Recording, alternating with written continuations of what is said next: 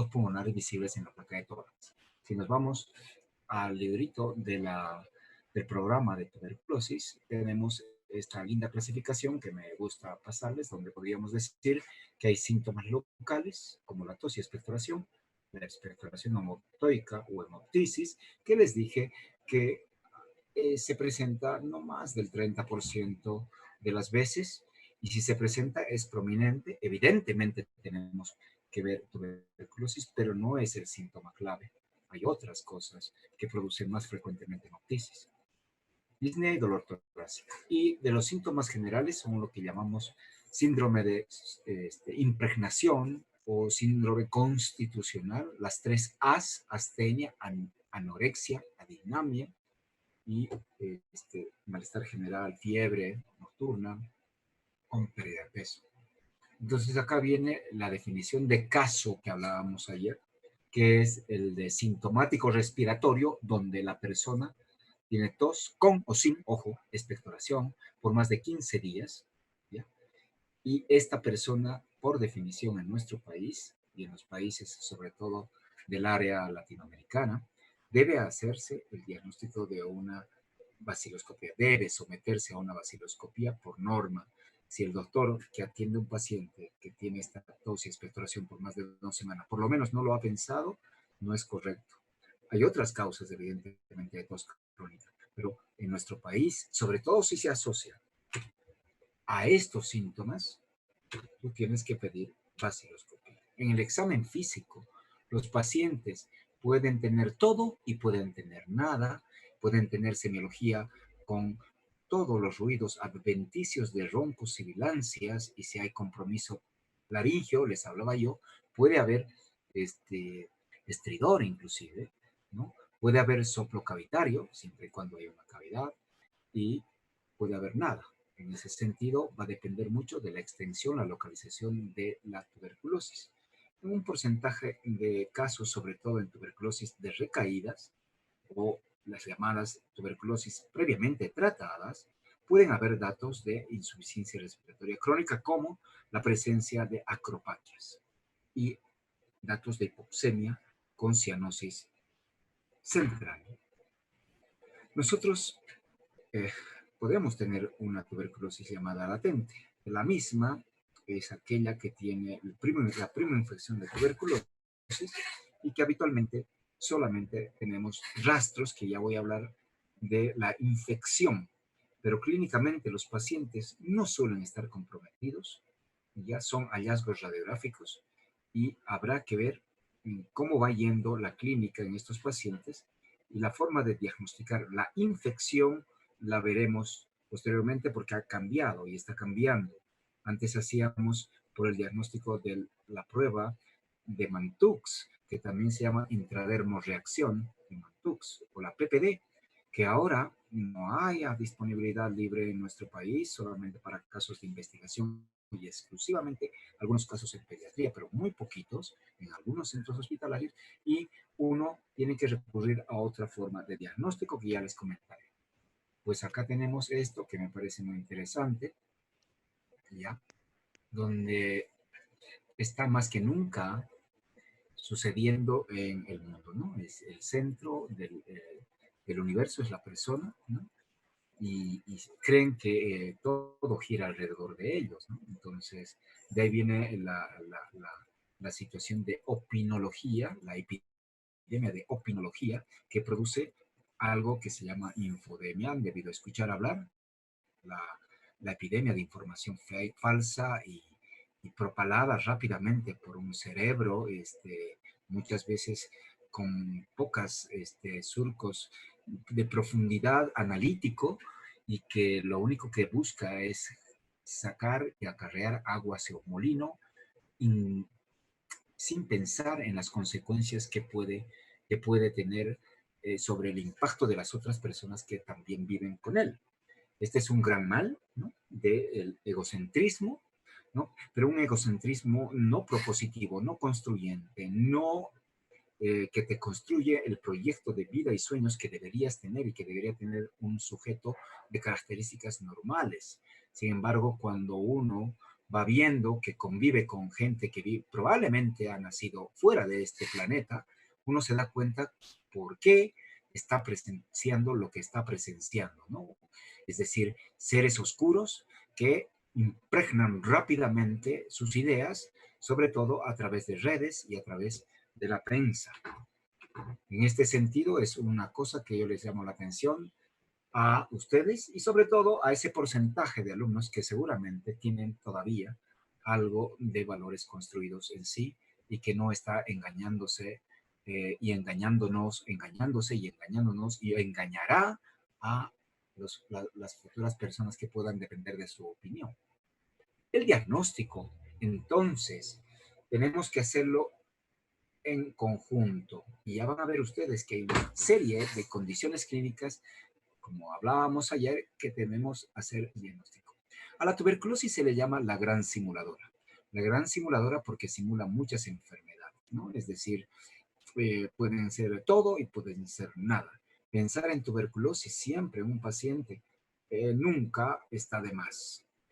Antes se hacía, como les decía, diagnóstico por la PPD, que actualmente se sabe que tiene valor limitado, y vamos a ver que cada vez las imágenes tienen muchísimo que ver, como lo menciona la Organización Mundial de la Salud, para poder orientarnos en el algoritmo de diagnóstico.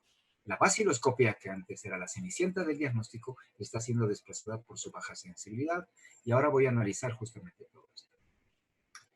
Valoración clínica, microbiología, radiología, prueba de la tuberculina, que ya les he dicho es para la infección.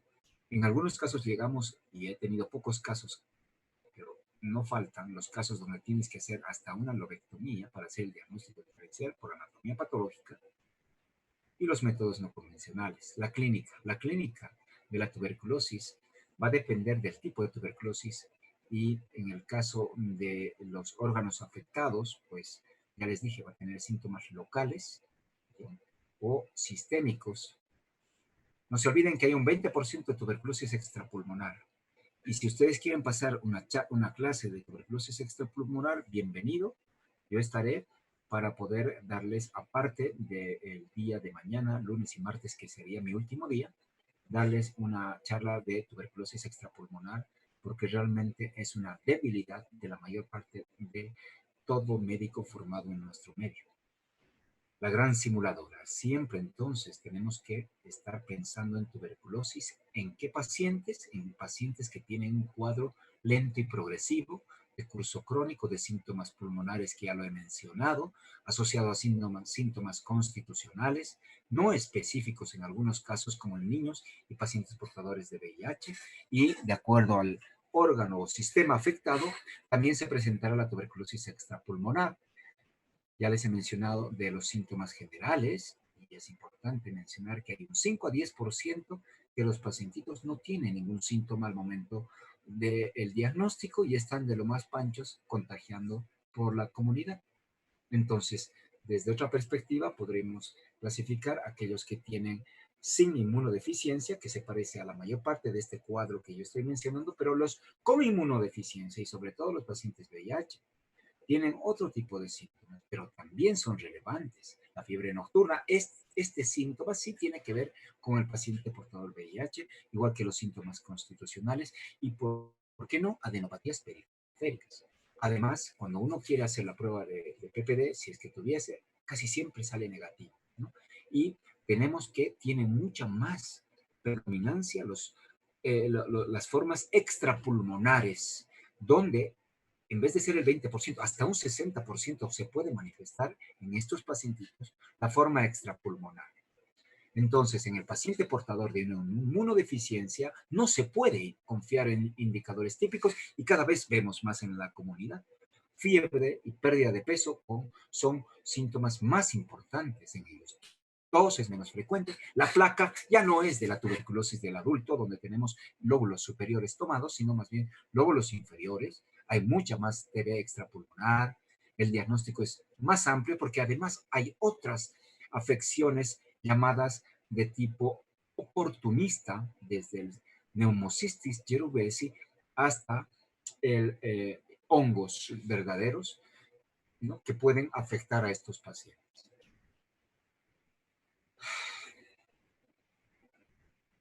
¿por qué entre nosotros los síntomas de la tuberculosis, ¿ya?, se seleccionan los sintomáticos respiratorios como base a la detección? Porque son los síntomas que abarcan la mayor parte de los casos, ¿ya? Los síntomas que contagian, ¿no?, son de la tuberculosis pulmonar, y la tuberculosis pulmonar se caracteriza justamente por tener tos y expectoración. La búsqueda pasiva. ¿Qué significa pasiva? Que no tenemos que ir a buscar casa por casa, ni tenemos que estar haciendo cuestionarios en línea. Lamentablemente es así, es una infección crónica comunitaria dependiente de el tipo de países y contexto que ayer hablamos. Y tenemos que estar pendiente al síntoma más importante en cualquier consulta, no solamente en la parte de la medicina interna o neumología. Un paciente que va por embarazo a ginecología y está en su control prenatal y refiere que está tosiendo más de 2 semanas, 3 meses, y se acompaña de lo que yo estaba mencionando, pues también hay que detectarlo como definición de caso, y obviamente la respuesta es hacer el diagnóstico, la vaciloscopia. Y hemos mencionado de la clínica, realmente es bastante variable. Acá vemos a la ENEC auscultando sin el estetoscopio sobre la pared torácica de un paciente, donde se pueden auscultar. ¿Se acuerdan ustedes de la sucusión hipocrática, donde al paciente se lo movía inclusive adelante, atrás en esa posición, y se podía escuchar como un gorgoteo, como líquido que se movía ahí adentro? Era característico del paciente que tenía una cavitación y nivel a ese nivel, en un hemitórax. También podemos encontrar, y hay que estar atento en todo paciente, a ver si tiene eritema nodoso. El eritema nodoso puede ser un dato inicial de prima infección tuberculosa, adenopatías. En el caso del paciente VIH o no VIH, porque lo puedes detectar de entrada, adenopatías submaxilares, cervicales, no supraclaviculares bilaterales, con tendencia a la fístula. Cuidado, hay que ver otro tipo de asociaciones, de manifestaciones extrapulmonares, como la tuberculosis osteoarticular, fístulas en el ano por la tuberculosis a ese nivel. Es decir, por donde quiera uno ver, podemos tener alguna manifestación de tuberculosis extrapulmonar. Y eso en nuestro medio es la norma. Insisto, y esto un poco se los paso a ustedes si están con ganas de que yo les platique de una charla que tengo de tuberculosis extrapulmonar, pues convenimos el domingo, lunes o martes en otro horario. En los análisis de sangre, pues es muy poco, no aportan mucho. Puede haber un poco de anemia de los procesos crónicos, con eritro, generalmente la primera hora elevada, pero esto es inespecífico. Podría haber algunos problemas de la coagulación. En algunos casos puede haber sobreinfección del Mycobacterium con bacterias, y puede haber ahí neutrofilia, ¿no es así? Puede haber alteraciones hepáticas, porque muchos de ellos suelen tener compromiso del sistema linforeticular, hepático, esplénico, pero otros porque también son, como en nuestro medio, alcohólicos, ¿no? Alcohólicos anónimos y alcohólicos silenciosos. Yo los llamo los alcohólicos, se me ha ido, es como simulados, encubiertos, eso, encubiertos, ¿no? Los de fines de semana. Y ahora lo que sé es que la gente está bebiendo en exceso. Pues este país se va a la mierda con todo lo que está sucediendo, ¿no? Y los doctores acá como verdaderos paladines, y los otros bebiendo. Muy bien, perfecto, ya veremos qué sucede al final del camino. Suelen haber también hiponatremia, hipocloremia, cuando se asocia un síndrome, el llamado síndrome de secreción inapropiada de hormona antidiurética, que en el caso de una tuberculosis del adulto mayor, sobre todo, puede estar presente, o en una tuberculosis diseminada puede estar presente. La causa, pues no se la sabe muy bien, pero suele estar asociado.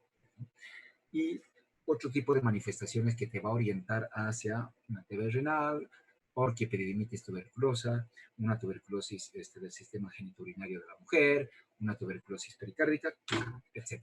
El manual de normas del ministerio, pues la última actualizaciones hace algunos años, tiene esto que ya les he mencionado, que esto ha sido muy aplaudido, digamos, porque no está así en muchos libros y textos de la literatura en cuanto a tuberculosis y pues clasificarlo como síntomas eh, específicos y síntomas generales es realmente una cosa que ha dado su aprobación.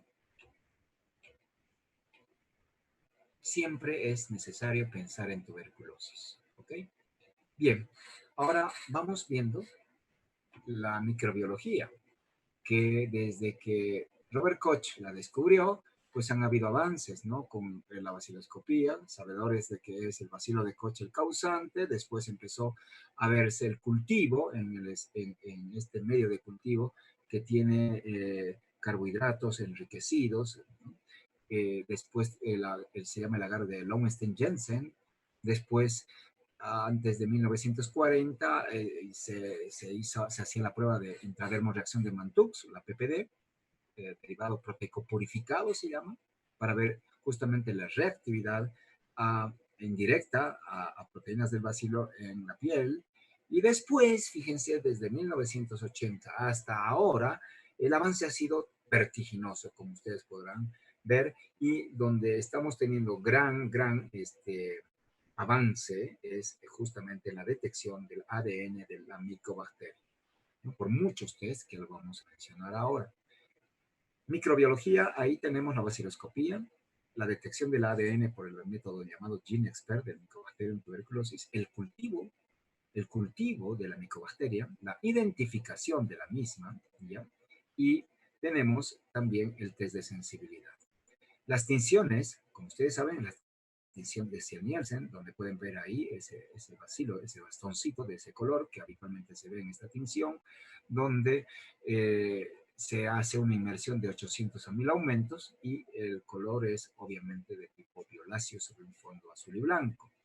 Cuando un país tiene una alta incidencia en tuberculosis, puede, de acuerdo a la importancia que se le dé a la decisión en los gobiernos de cuánto vale diagnosticar la tuberculosis, pedir hacer lo que se llama la técnica con fluorescencia, comprar un microscopio de fluorescencia y hacer la tinción con auramina, rodamina, que da menos cantidad de aumentos, pero que permite a golpe de vista, ¿no?, ganar tiempo, porque ustedes verán que esos bacilos amarillitos sobre ese fondo verde, pues va a ser más fácil de detectar que ir contando campo por campo en 100 aumentos, en 100 campos, donde normalmente tiene que verificar un bacteriólogo para decir que es negativo. Y eso toma mucho tiempo, por si acaso. Entonces, a veces es necesario cultivar, ¿ya? Y tenemos el problema de que en algunas muestras de seguimiento sobre todo, sale baciloscopía positiva, y no sabemos si es un bacilo inviable, teñido, muerto, ¿no? Y eso también hay que correlacionarlo con un cultivo positivo y vamos a ver en qué caso se hace. ¿Por qué ha sido durante mucho tiempo la reina del diagnóstico? Por la rapidez, la sencillez, el bajo costo, la importancia en salud pública, pero en los últimos, yo diría, 5 a 6 años ha habido este revuelo de hacer cambios y nos hemos alineado a la OMS para hacer cambios y detectar más sensiblemente y más rápidamente los casos de, sobre todo los paucibacilares que les hablaba yo, ¿ya? El problema es su baja y moderada sensibilidad, ¿no? Hace que solo se hagan diagnósticos tardíos y esto ha sido superado por el GeneXpert. Se necesitan por ml de esputo, de expectoración, tener por lo menos 10.000 bacilos por campo, ya por ml de esputo, para que sea una cruz positiva. Imagínense, poquísima sensibilidad. ¿Qué significa? Que nosotros, cuando tenemos un esputo de 5.000 por bar, en la lámina se extiende más o menos 50 bacilos, un bacilo por 200 campos. Si el técnico examina 100 campos, 50% de probabilidad de ver un bacilo. Si se precisan menos de 10 bacilos para transmitir la infección, es decir, puede ser contagioso, pero podemos tener una baciloscopía negativa. ¿De acuerdo? Yo les hablaba de esto de la baciloscopía positiva, inclusive al cuarto mes, ¿no? que pueden ser bacilos inviables y por eso hay que, para definir que está fracasando un esquema, hay que cultivar. Entonces, la sensibilidad de la baciloscopía va a depender del tipo de lesión imagenológica, del tipo de extensión de la lesión. Será mucho más elevada si la tuberculosis es cavitaria bilateral, como ven en la placa de arriba, de esta, donde tienen lesiones abiertas a bronquios, donde la tuberculosis prácticamente la baciloscopía sí o sí tiene que ser positiva. Y hay por lo menos en una cavidad más de 1 millón de bacilos. Y por lo tanto, la sensibilidad es altísima. Está hasta alrededor del 90%. En infiltrados nodulares es del 50 al 80%. En nódulos verdaderos, menos del 50%. Hay falsos negativos, muy poco. La tuberculosis, claro, quiero decir, sí, va a depender mucho de esto, quiero decir, hay falsos negativos. Falsos positivos no hay, muy poco. Error en la técnica o falta de experiencia en el que hace la visualización sería. Las falsos negativos van a depender de estas lesiones, ¿ya? De la propia sensibilidad de la técnica, ¿ya? Y de que la muestra sea salival o netamente pura sangre. La especificidad es altísima. Pocos falsos positivos, como rayaduras, artefactos, restos de comida, pero también puede haber micobacterias atípicas que ya lo mencionaremos en su momento, cómo podemos hacer. En un país de alta, mediana, endemia, como se caracteriza la tuberculosis, más del 99% de las baciloscopías positivas son por tuberculosis y no necesitas más otra cosa. Es por ello que operativamente se acepta esto como diagnóstico de certeza. Permítame un segundito. Entonces, se puede hablar de que la baciloscopía tiene baja o moderada sensibilidad comparado con el cultivo y el GeneXpert. Estamos hablando de que necesitas más de 10.000 bacilos por ml de esputo para que sea entre 5.000 a 10.000 para que sea una cruz positiva. No distingue micobacterias vivas y muertas. No distingue especies de micobacterias. Es rápida, la ventaja, bajo costo y depende del técnico. Han aparecido otros test, ¿no? Test que van a estar revolucionando un poco y esto es transmitido, sobre todo en los trabajos que hace la Organización Mundial de la Salud, con este microscopio llamado LED, de Light Emitting Diode, donde son mucho más sensibles que el microscopio que habíamos estado hablando, y en estos casos también se puede incrementar con el microscopio de fluorescencia, perdón, con la tinción de auramina, rodamina, y esto se debe pedir en los gobiernos donde realmente el país está en una situación de importante número de casos. Desconozco en este momento el número de baciloscopías que hace por año, creo que ese es uno de los tests para que la Organización Mundial de la Salud pueda proveer algún tipo de ayuda de este tipo de microscopios a los laboratorios en red. Bien, aquí tenemos justamente el rendimiento con respecto a la sensibilidad y especificidad en estos diferentes estudios, ¿no? De eh, fluorescencia LED que decimos, ¿no? En metaanálisis. Es bastante importante y ojalá en algún lugar, en algún momento podamos tenerlo en el país. Sensibilidad del 70%, en VIH 53% y especificidad altísima, incluido en pacientes VIH. Entonces, aquí está, preguntas, yo estoy repitiendo como 4 veces la sensibilidad, ¿no? de la vaciloscopía, ¿no? Y esa es la conclusión. Y ahí vamos a entrar al método llamado biología molecular y detección del ADN micobacteriano. Entonces, es una prueba que tiene esta cajita que parece una maquinita de hacer expreso con su cartucho, que esto es lo que mayormente cuesta, hay que comprar, y resulta mucho más sensible, obviamente, realizarlo y más rápido, ¿no? Porque además de detectar en cuestión de 2 horas, también te permite detectar, en este caso, por este método, la resistencia a rifampicina. Y ya voy a hablar que cuando uno tiene resistencia a rifampicina, asume también que hay resistencia a isoniazida, porque en los países como el nuestro, la rifampicina y isoniazida se da en una sola tableta. Entonces, como vienen en una sola tableta, al asumir de que los pacientes están tomando ese tipo de preparado, al haber resistencia a rifampicina, asumimos que también es resistencia a isoniazida y eso se llama tuberculosis multidrogo resistente. Basta que sea resistente a estos dos buenísimos fármacos, ya se denomina tuberculosis MDR. La sensibilidad es parecida, pero menor. Se necesitan tan solo 100 ml por ml de esputo para que salga positivo los trazados de los genomas del Mycobacterium. ¿Ya? Y para el cultivo se necesitan 10 bacilitos por ml. O sea, es mucho más sensible el cultivo que el GeneXpert, pero el GeneXpert mucho más sensible que la baciloscopía y no detecta la diferencia, o no lo detecta directamente las Mycobacterium no tuberculosis que tienen otro contexto molecular.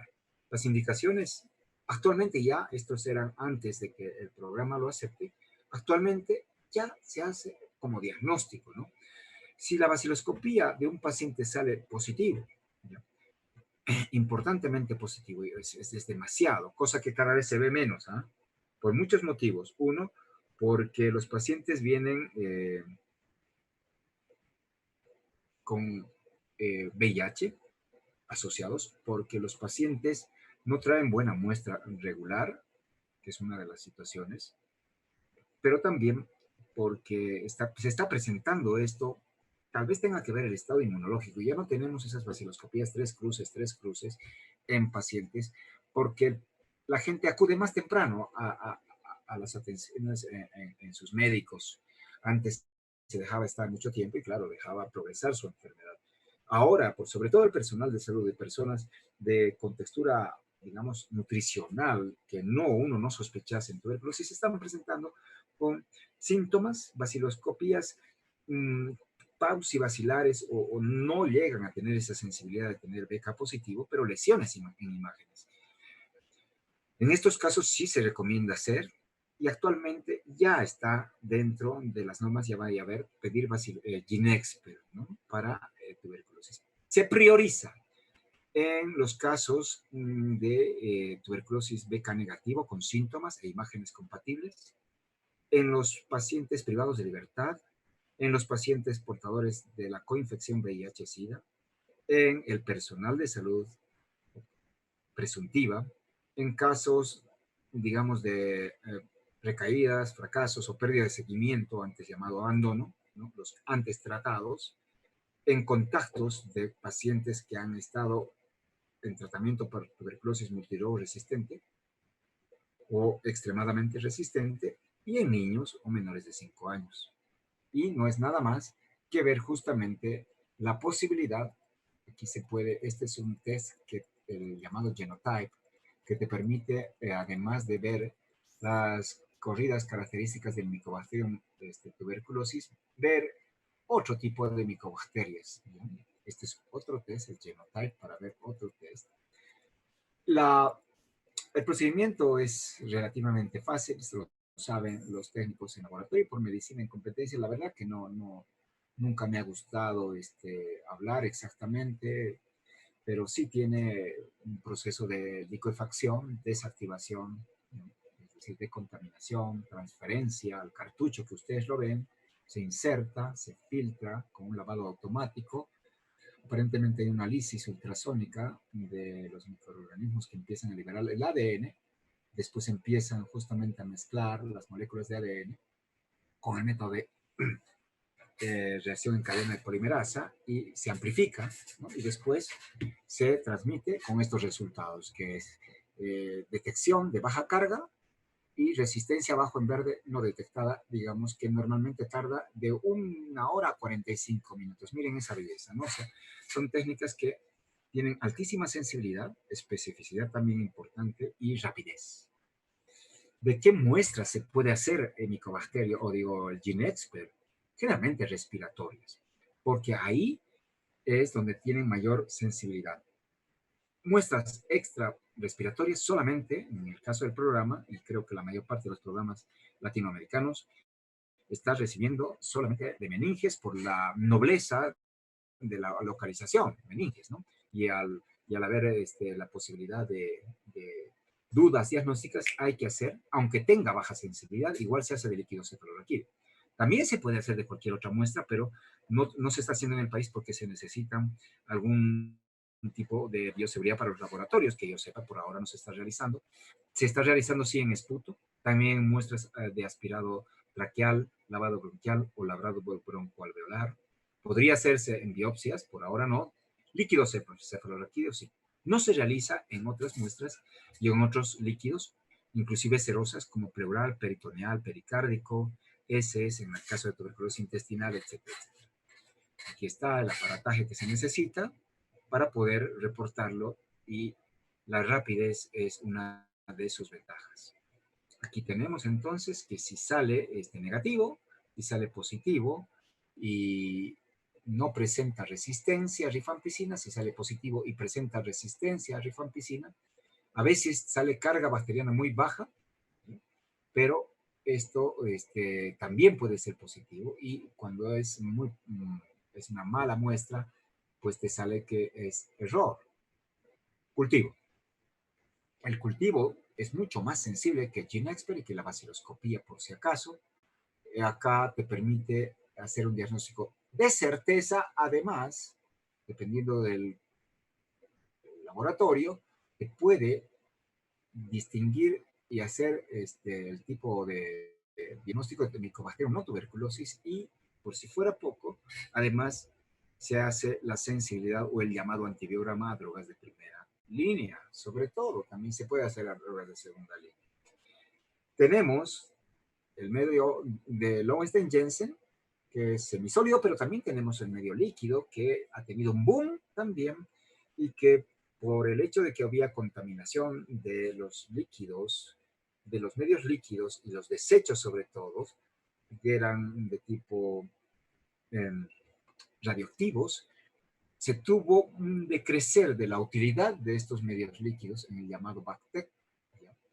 Puede hacerse, y la ventaja que se tiene del cultivo de medios líquidos es que no se tarda los 20, 40 y 60 días en esperar como el medio sólido o semisólido, sino que rápidamente podrías tener en 10 días, ¿no? el cultivo. Es mucho más sensible en todo caso, ¿ya? Empezamos a ver las diferencias en un cultivo sólido, 30, 60 días. Resultados variados, que en algún tipo puede ser más corto inclusive que los 10 a 14 días.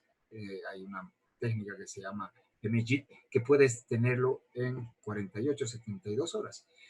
El cultivo de Lowenstein-Jensen y también el cultivo de Ogawa Kudo, que se está utilizando en nuestro país, tiene bajo costo, está validado. En cambio, el otro es alto costo. Hay baja contaminación en el sólido, hay alta contaminación en el líquido. La lectura es por el método de proporciones manual en el sólido, o perdón, por visualización, quiero decir, estoy hablando de otra cosa, del número de colonias contables en el sólido, y en el otro es una lectura automatizada y requiere bastante especialización en ambos casos. Las ventajas de nuestro cultivo en medio de Lowenstein-Jensen es que es mucho más sensible y detecta tan solo 10 bacilos por ml y ya se puede ser positivo. Los inconvenientes es que es de lento crecimiento, demasiado lento como para en algunas circunstancias esperar. Y cuando no teníamos estos métodos, teníamos que esperar. Y de hecho, en algunos casos tenemos que esperar. Se puede decir que es mucho más sensible. El diagnóstico es 20 a 30% más los casos de tuberculosis y 10 a 15% para los extrapulmonares comparado con solo la baciloscopía. Hay un aumento del rendimiento diagnóstico. El equipamiento de protección colectiva es necesario. El tiempo de respuesta es largo comparado con la baciloscopía y el GeneXpert. Y claro, pueden ser susceptibles de contaminación, sobre todo los medios líquidos, y el coste en medios líquidos es bastante caro, pero no así en medios sólidos. Identificación del Mycobacterium tuberculosis, el patrón fenotípico y genotípico, puede utilizarse de acuerdo al ritmo de crecimiento del Mycobacterium, ¿no? tiempo que tarda en crecer, morfología de la colonia, producción de pigmentos con o sin luz. Y se pueden hacer pruebas bioquímicas en este tipo de cultivos para identificar la especie. Esto se llama patrón fenotípico. Prueba de niacina positiva, reducción de nitratos, catalasa, etc. Y el estudio genotípico también se puede hacer, donde puedes utilizar sondas DNA, ¿no?, que te permite saber si pertenece o no pertenece al complejo Mycobacterium tuberculosis. El patrón fenotípico actualmente no es aconsejable hacer a todos los casos, hay indicaciones, y bueno, el GeneXpert o el Genotype, que se los puse cuando veíamos esa otra imagen, sí se está haciendo, ¿no?, para permitir ver Mycobacterias no tuberculosis en este tipo de ejemplo de resultado, ¿no?, donde podemos ver bastantes genotipos de Mycobacterium tuberculosis y no tuberculosis. Aquí podemos diagnosticar si hay Mycobacterium no tuberculosis con muchísima sensibilidad, por ejemplo.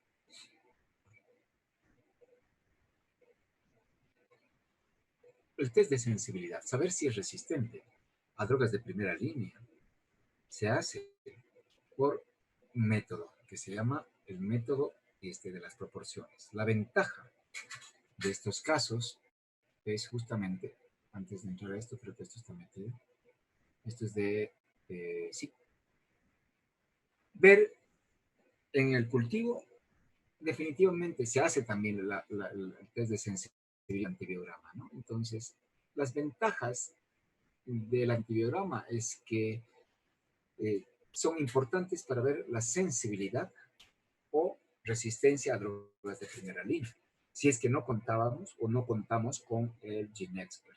De hecho, un GeneXpert que salga resistente va a necesitar confirmarlo haciendo por el método de las proporciones y se envía a los laboratorios de referencia. Casi siempre lo estamos enviando a la ciudad de La Paz. En este momento de pandemia, no lo sé exactamente cómo está funcionando esto, pero yo les advierto que hay patologías desatendidas, ¿no? Lo que sí sirve para ver por el método de proporciones si hay resistencia o sensibilidad es para drogas, sobre todo de primera línea. Y de las de primera línea, las que realmente sirven son isoniazida o rifampicina. De las de segunda línea sirven fluoroquinolonas que se utilizan y los aminoglucósidos o polipeptídicos, ya por si acaso. ¿Cuándo pide uno test de resistencia? Cuando el grupo de pacientes que has diagnosticado pertenecen a un alto grupo o mediano grupo para hacer drogoresistencia. Estoy hablando de pacientes portadores del VIH, pacientes previamente tratados, pacientes privados de libertad y personal de salud o contactos de tuberculosis MDR. Tienes que ver esto, ¿no? Y si sale tu GeneXpert también resistente, lo tienes que corroborar con este método. Va a tardar, pero igual lo tienes que corroborar. Uno ya tomará decisiones terapéuticas, pero igual el resultado llegará y después de que llegue, uno sabe cómo lo va a interpretar en el contexto clínico.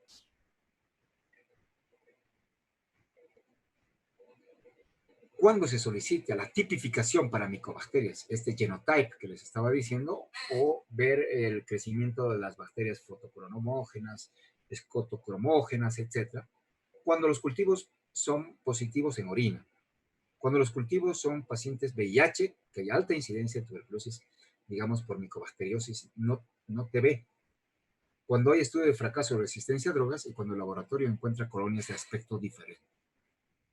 Ouch. Acá podemos ver diferente tipo de crecimiento, ¿no? No es lo mismo esto que es habitualmente, voy a tratar de mostrarles con luz, características de las colonias amarillentas del Mycobacterium tuberculosis a este otro tipo de confluencia que serían no fotocromógenas, o este otro, o esta otra, ¿ya? De acuerdo al crecimiento de esto, uno puede clasificar en fotocromógena, escotocromógena, no cromógena y de rápido crecimiento. Y de acuerdo a esto, más o menos, darnos cuenta, de acuerdo a la descripción de estas colonias, de qué tipo de Mycobacterium, según esta clasificación de reunión, podría tratarse. Pero al tener al tener este, que lo voy a pasar hacia atrás, discúlpeme que retroceda lentamente, al tener estos genotipados, donde tú puedes ver de acuerdo a estas tiritas visualizables, ¿no?, de los genes marcados que van a determinarte si este es un smegmatis, o este es un celatum, o este es un godi, o este es un mucogenecum, o este es un shulgae. Entonces, esto tiene mucho valor, sobre todo está desplazando a lo que acabo de mencionar, el tipo de crecimiento macroscópico, y con estas pruebas que se van viendo y que eran las clásicas antiguas, ¿no?, para detectar micobacterias no tuberculosas. Bien, hablemos de la radiografía. Y la radiografía no es específica para tuberculosis, pero hay cosas interesantes. Saber de la radiografía, que es muy sensible, ojo, y de gran valor en la sospecha diagnóstica, es inespecífica, evidentemente, pero nos orienta. Además, en el pronóstico vamos a ir viendo si una lesión cavitaria está reduciéndose de tamaño, ¿no? Podemos decir que vemos que si está en porcentaje de extensión, puede estar viéndose si está mejorando o no en el curso de la primera fase para pasar a la segunda fase. ¿No es así? Nunca podemos decir, tiene radiografía positiva, empezaremos tratamiento. Solamente, ¿en qué casos? En la tuberculosis miliar. Este caso, por ejemplo, donde tienes lesiones cavitarias biapicales, pueden ser bronquiectasias, ¿no? Biapicales, puede ser tuberculosis, pero pueden ser bronquiectasias biapicales. Es muy sensible estas lesiones. Es muy raro encontrar un paciente tuberculoso con placa de tórax normal. Prácticamente el porcentaje no llega a ser ni siquiera el 10%. El inconveniente es que no es específico. Por lo tanto, muchos, como antes se hacía las radiografías pequeñitas, se llamaban Abreu, de un médico brasilero, las abreografías que se hacían en series para detectar pacientes antes del concepto de sintomático respiratorio en la comunidad en general, está volviendo un poco a ser utilitario porque por esta sensibilidad importante.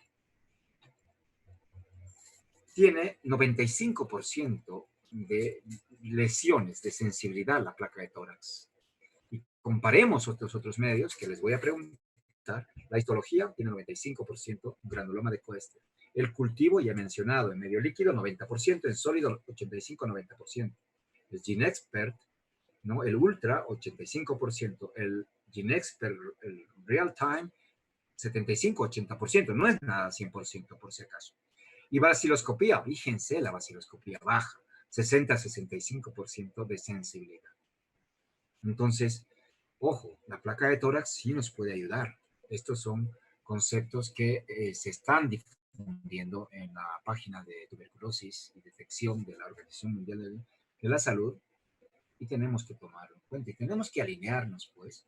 Ahora que los antivacunas y la gente que yo llamo iconoclasta, que aquellas que rompen todo, ¿no? Y les gusta el caos, ¿no? Y ya he mencionado, esta temporada estamos en eso, donde hay seres y mensajeros de oscuridad que quieren romper el caos y organizaciones y quieren destrozar. Eh, Está en la sociedad constituido hace mucho tiempo. Pues bien, esta gente se va un poco a decir yo, en mi experiencia, y salen los opinólogos, ¿no? Entonces es porque quieren acarrear agua a su molino y utilizan todos los medios de manipulación de masas para hacerlo. Y es muy fácil ahora con redes. Sin embargo, nosotros estamos en una estructura de formación que dependemos de parámetros, ¿no?, de la Organización Mundial de la Salud, a la cual actualmente se le achaca tantas cosas, que veamos todavía, como dice un ciego, si es cierto, ¿no? Veamos, dijo un ciego. Pero sí es importante ver la sensibilidad, y esto nos puede servir para hacer un screening, quizá, y como que sí se hace, en ingreso a algunos trabajos, por ejemplo, o seguimiento en algunos trabajos, por ejemplo. En el camino de la eliminación, por ejemplo, que dice la Organización Mundial de la Salud, son necesarias pruebas muy rápidas y sensibles. Y de ahí que al tener esa altísima sensibilidad, el screening de una placa de tórax tiene su lugar, ¿ya? Tiene su lugar. Es una herramienta esencial y ya además permite la fácil identificación de alteraciones pulmonares, ¿ya?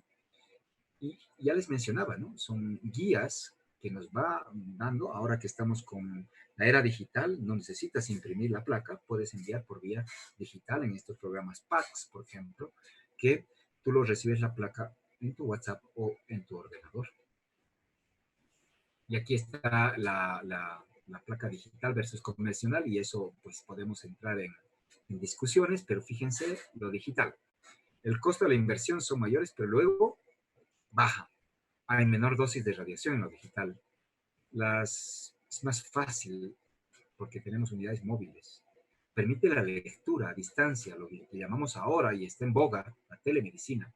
Es de fácil almacenamiento y no contamina el planeta.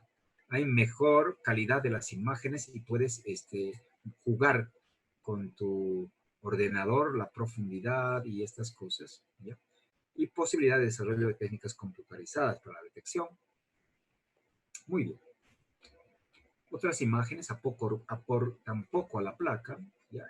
Hay que pedirlas, son más caras como cuáles, como la tomografía. ¿De rutina? No, no es siempre de rutina. ¿Para qué nos sirve? Para ver mediastino y definir mejor los infiltrados pulmonares. La resonancia sirve, por Dios, ni en cáncer sirve, menos en tuberculosis, a menos que tengas un tuberculoma cerebral, en el sistema nervioso central la resonancia sí sirve, o en el canal medular, sí sirve para sistema nervioso central y periférico, ¿ya? En tuberculosis de la columna sí sirve, pero no sirve para otro tipo de lesiones, la resonancia, insisto. Una tuberculosis en una tomografía puede verse como estas lesiones que vemos acá, un nódulo, ¿ya? Que puede ser neoplásico, sí, pero cuando se acompañan nódulos satélites y sobre todo retículo, y está localizado en lóbulos superiores, en un no fumador, uno tiene que pensar en estos macronódulos. Y si pones el cursor de medición de unidades Hounsfield y te sale que es un nódulo semisólido, ¿no? O calcificado, o son múltiples, y unilaterales, uno puede pensar en tuberculosis. Y si uno ve esta lesión, múltiples nódulos diseminados por vía broncogénica con una verdadera confluencia en el lóbulo inferior izquierdo, ¿no? Con un broncograma aéreo de esta neumonía tuberculosa, esto también nos ayuda, ¿no? Nódulos llamados centrolobulillares. Hay el árbol en brote, el patrón tree in a bud, que ayuda mucho, es como un árbol en brote acá, ¿no? A ver justamente diseminación bronquiolar de la tuberculosis. No es la única patología que da patrón en árbol de brote, por si acaso. Hay otras patologías desde micóticas hasta bronquiolitis crónica. Nunca se debe admitir el diagnóstico de tuberculosis en imágenes. Sí nos ayuda en lo que significa, ojo, tuberculosis miliar. Hablemos de la tuberculina, la PPD. Les he dicho que esto antes se utilizaba para el diagnóstico de infección tuberculosa y una PPD positiva. ¿Qué significa PPD positiva? Que sea más de 10 milímetros a la lectura en generalmente 72 horas por lectura en milímetros, induración de la pápula intradérmica, ¿no? Ayuda en niños de menos de 5 a 10 años y en inmunodeficiencias severas, que en estos casos también suele haber alergia y su sensibilidad baja. Pero una PPD negativa solamente podría, muy poco ayudar, prácticamente no se puede ver, no nos ayuda una PPD negativa. Descartar TB en altas sospechas, hay que siempre echar mano de otros métodos de diagnóstico. ¿Cuáles son aquellas condiciones que hacen que tú, estando infectado, te salga PPD negativa? A veces los casos severos, rápidamente progresivos, una tuberculosis diseminada aguda, la infección por VIH, otras virosis, ¿ya? Otras vacunas, no estoy hablando de la vacuna BCG, otro tipo de vacunas, terapia inmunosupresora con corticoides, linfomas, desnutrición, edades extremas, etcétera, pueden dar, estando infectado el paciente, una PPD, una tuberculina negativa. Y una falso positivo en nuestro medio, ¿cuál será? La vacuna. Ustedes saben que casi todos, por no decir todos, antes del mes de edad o antes del año, idealmente antes del mes, tiene que ser vacunado en países de alta incidencia, como el nuestro, con la vacuna del bacilo de Calmette-Guerin. La vacuna previene muy poco. ¿Qué previene las formas graves de tuberculosis? ¿En cuánto tiempo? En los primeros 2 años. ¿Qué porcentaje? No supera ni el 80%. Pero ayuda a prevenir formas graves como la meningitis y la tuberculosis miliar en niños, en recién nacidos, donde les he dicho que ese 5% puede activarse en los primeros años de vida. Por lo tanto, para ellos nos sirve la vacuna BCG. Después, la inmunidad innata va a ser suficiente para ir desarrollando todo lo que hemos hablado ayer de, de esa activación macrofágica. También nos puede servir, o digo, hay falsos positivos cuando tú tienes un paciente con Mycobacterium no tuberculosis, pues no es específica y sale positivo. ¿Cuándo servirá la anatomía patológica para ver el granuloma de Koester? Sirve en los casos de tuberculosis extrapulmonar biopsiable, ¿no? Cuando hacemos diagnóstico diferencial con un nódulo maligno, en el caso de un nódulo pulmonar, en el caso de una pleuritis crónica, subaguda o aguda, donde el patrón de líquido suele ser a predominio linfocitario con adenosina que es, ya vamos a ver, es una enzima marcadora de la tuberculosis, pero no específica, borderline, donde tú no sabes si realmente es o no, tú biopsias la pleura parietal con aguja, cope, de Abrams, y tienes alto rendimiento porque si la pleura parietal está afectada, en el caso de la tuberculosis pleural, y en estos casos sí se hace la biopsia. Por lo menos esa es una buena práctica en medicina que se está perdiendo. Se están perdiendo buenas prácticas en la medicina y se están volviendo todos opinólogos y expertólogos sin saber ver ni examinar siquiera una faringe. A veces es necesario recurrir a otras biopsias, ¿no? Para ver hallazgos macroscópicos y microscópicos, ¿no? Bien, sí, sirve la biopsia justamente para ver macroscópicamente esto, el calcium, ¿no? El doctor cirujano te dice, sí, sí, le he hecho la lobectomía y he encontrado estas lesiones blanquecinas, esto es tuberculosis macroscópica, pero no tenemos que verificar con esta característica formación de granuloma, que ayer les hablaba, tiene unas células epitelioides, tiene una corona de linfocitos, tiene fibroblastos, tiene macrófagos multinucleados, capacitados llamados células multinucleares tipo Langhans, ¿ya? Tiene un centro que característicamente es de necrosis de calcificación y pueden, en la tinción de Ziel-Nielsen, verificarse bacilos ácido alcohol resistentes. El adenosina hablando ya de otros tipos de diagnósticos, el llamado ADA, es una enzima que interviene en el catabolismo de las purinas, ¿ya? Y nos ayuda bastante. Su determinación es muy válida en la serositis. Voy a parar para tomar un poco de agua y ustedes me van a decir qué significa serositis, qué son las serosas. Entonces, yo sé que he hablado bastante, voy a tomar un poco de líquido y voy a admitir a Gary Villarruel, no lo había admitido. Entonces tenemos una pausita, por favor, de unos minutos, ¿ya?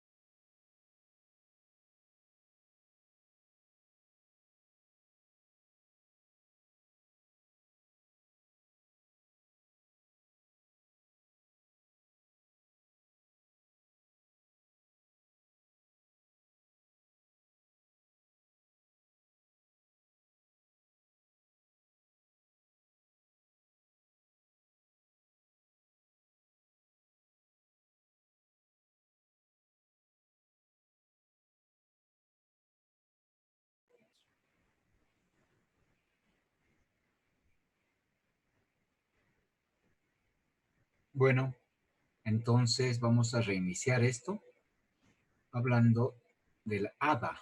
¿Qué es serositis? Serositis son justamente aquellas membranas, ¿no?, mesoteliales que recubren cavidades, ¿no?, del organismo, cavidades torácicas, la pleura, pericardio, abdominales, peritoneo, y algunos lugares como las membranas sinoviales, las artritis, tuberculosis, las meninges cubiertas del sistema nervioso central. Entonces, cualquier afectación por vía linfohemática de estos lugares llamados serosas, ¿no?, la tuberculosis de las serosas se llaman así, pueden ser detectadas con esta enzima que viene del catabolismo de las purinas, ¿ya? Pero ojo, es importante también ver que hay actividad en procesos inflamatorios no tuberculosos. Por lo tanto, se puede hablar de una sensibilidad alta, pero especificidad baja. No es una técnica compleja ni cara y ya lo estamos implementando en nuestro medio. Y no puedo creer muchas veces cómo hay pacientes que andan dando vueltas en todo Cochabamba, lugar donde hay especialistas muy bien formados, pero donde hay mucho metido a ser médico, a juega temerariamente. Pero bueno, ahora médicos creo que son hasta los periodistas, ¿no? Entonces, con eso ya les he dicho todo.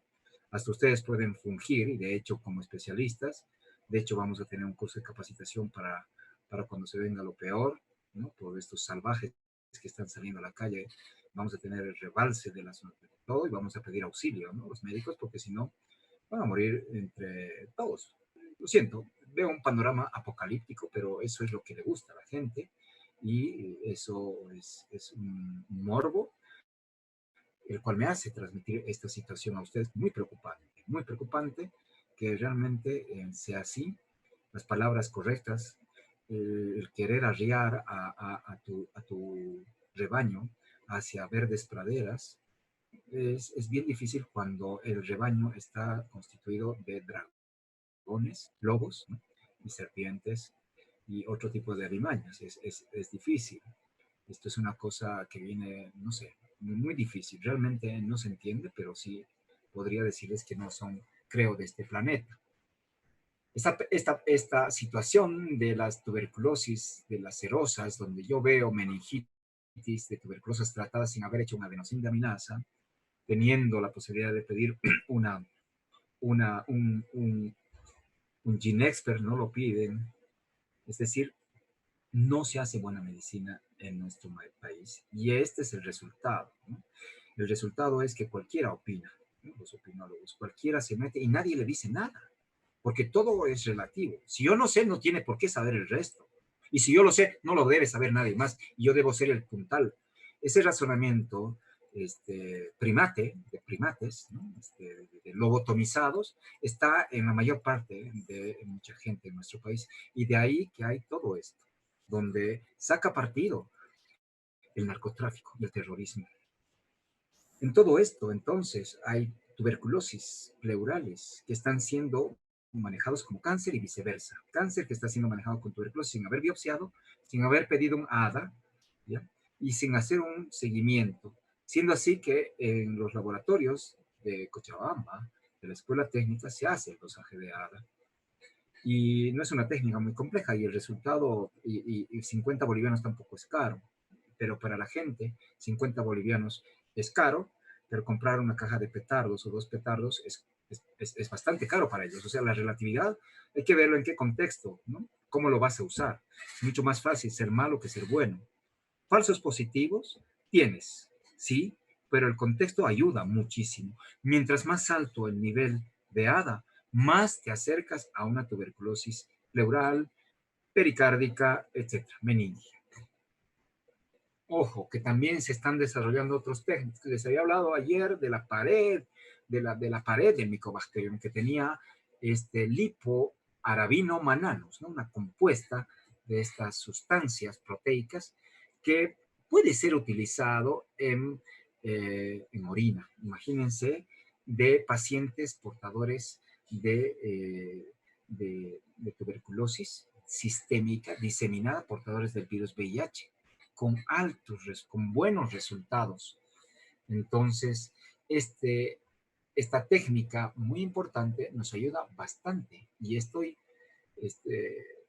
digamos, este es uno de los proyectos que uno quiere realizar, digamos, en infectología, pero ya sabes cómo está la salud en el país, ¿no? No hay, y lo que sabe hacer el vulgo es criticar, ¿no? El 90% critica, un 5% se pone las pilas y trabaja y ayuda, y el otro 5% es indiferente o más, según. Entonces, los pacientes con VIH pueden beneficiarse de esta técnica en orina, ¿no? Bastante. Sobre todo aquellos pacientes muy comprometidos con un CD4 bajo, menos de 100, gravemente enfermos. Y tan solo es haciendo una tirita en la orina. Se llama LF-LAM, Lateral Flow Urine Lipoarabinomannan Assay. O sea, son test en orina para detectar componentes de la pared del micobacterium que nos sirve bastante y en críticamente enfermos, pacientes que llegan, ya lo van a ver cuando ustedes avancen en la medicina y se empoderen correctamente, les falta bastante, tenemos que acompañarlos. Este es mi oficio, acompañarlos, protegerlos, guiarlos y soportar ese 80% de críticas y, ¿por qué no violencia también actualmente, ¿no? Entonces, hay 4 signos de peligro en estos pacientes que están críticamente enfermos y que te va a permitir a ti pensar que puede ser una tuberculosis diseminada: la frecuencia respiratoria, la fiebre, la frecuencia cardíaca y la incapacidad funcional. En estos pacientes, tú le haces vaciloscopía de donde sale negativo, pero puedes hacer este LFA-LAM y vas a tener buenos resultados. Y esto es una de las cosas que se propone hacerlas. No recomendado todavía, ¿ya? Pero sí en algunos grupos poblacionales. Es el test rápido de orina, se llama, por si acaso, en pacientes VIH muy inmunodeprimidos. Aquí están los datos. 30 minutos para poder... Es mucho más barato que el GeneXpert. Es un test rápido que se llama. Por eso les digo que estos test rápidos se hacen cada vez más en infecciones, en este caso una tuberculosis. La sensibilidad aumenta cuanto más inmunodeprimido esté el paciente, y la especificidad, cuando sale positivo, es post-tuberculosis, ¿ok?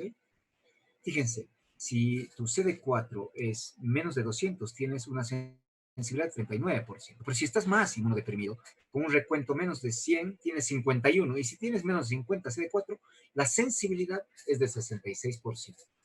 ¿Cuánto no daría la doctora Rosario Castro del Hospital Viedma de tener este test en sus laboratorios, en su servicio de infectología? Y hay otros doctores que también la pasan mal, luchan contra la ignorancia de la gente, contra la enfermedad grave y las conductas de gentes. Bien, vamos a hablar de esta técnica que son los llamados IGRAS. ¿Qué son los IGRAS?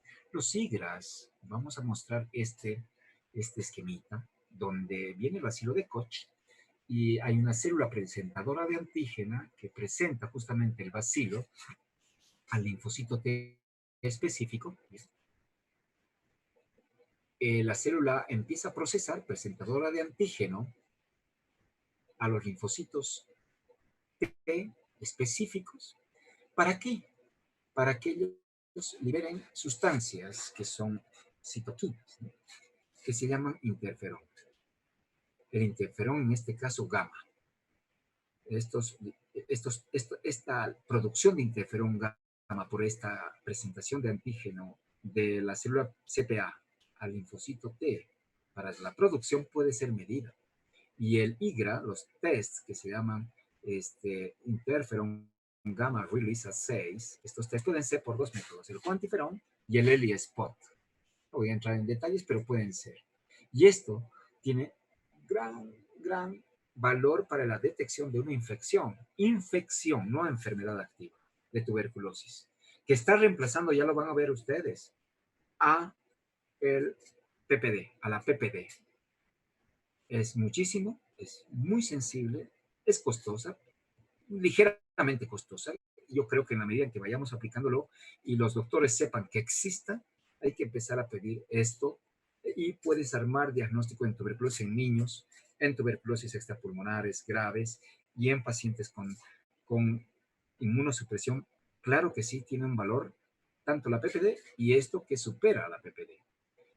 Ninguna de estas técnicas, ojo, ni el cuantiferón ni el ELISpot sirve para diferenciar una tuberculosis de una enfermedad activa. Sí te dice que es infección, pero no enfermedad, por si acaso.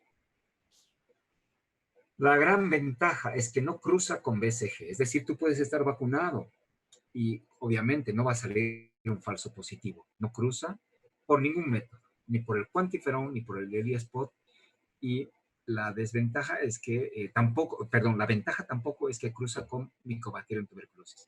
Esa es la gran, digamos, noticia que tenemos y no se está utilizando para reemplazar la PPD, yo la utilizo. Se está haciendo en La Paz. Tengo una vía, cuando uno quiere lo logra, de poder enviar las muestras al enlace en la ciudad de La Paz.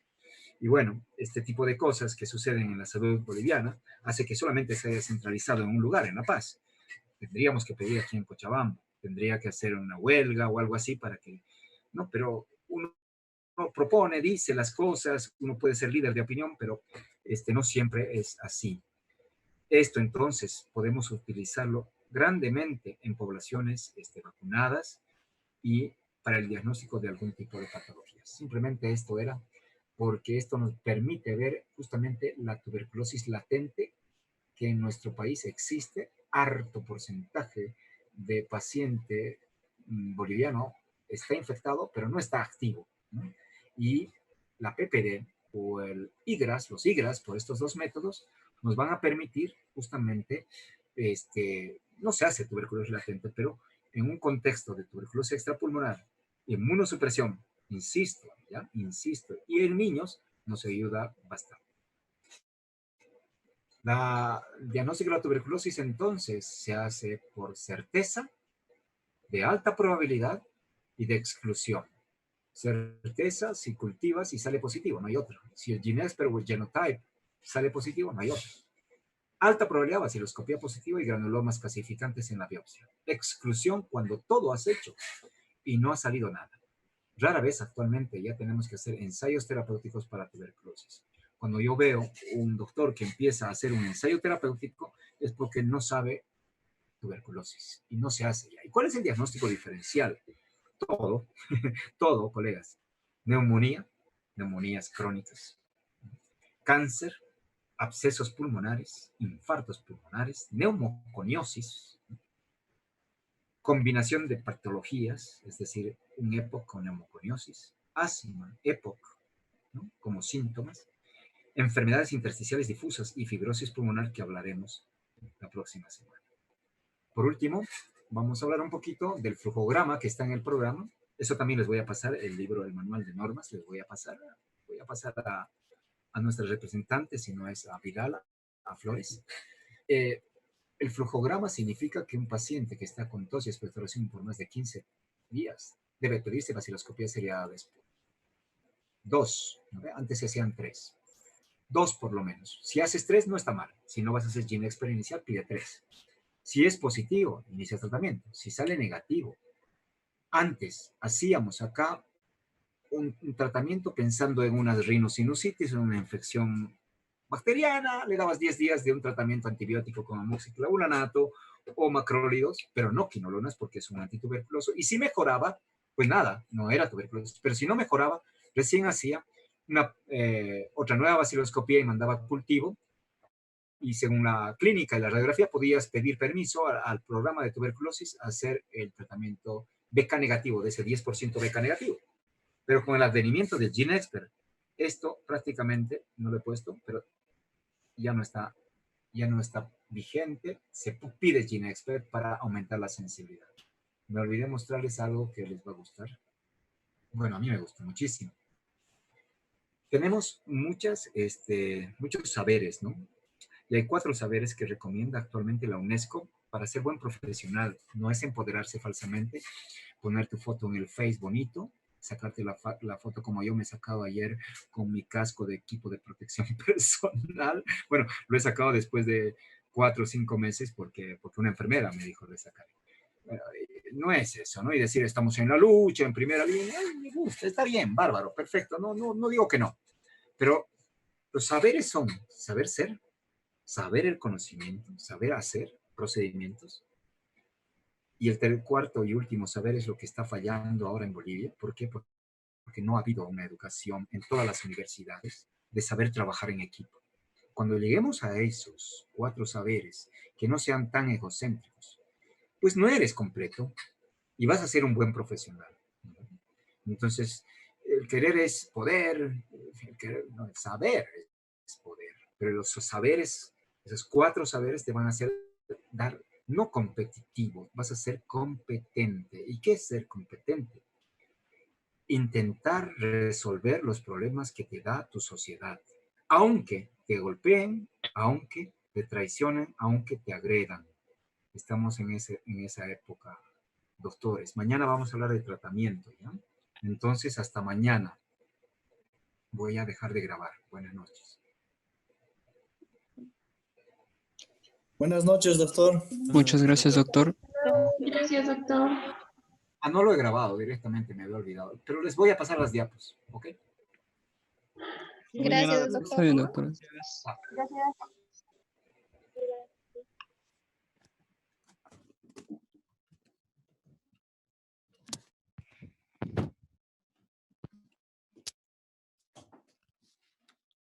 Ahorita, no sé cuándo.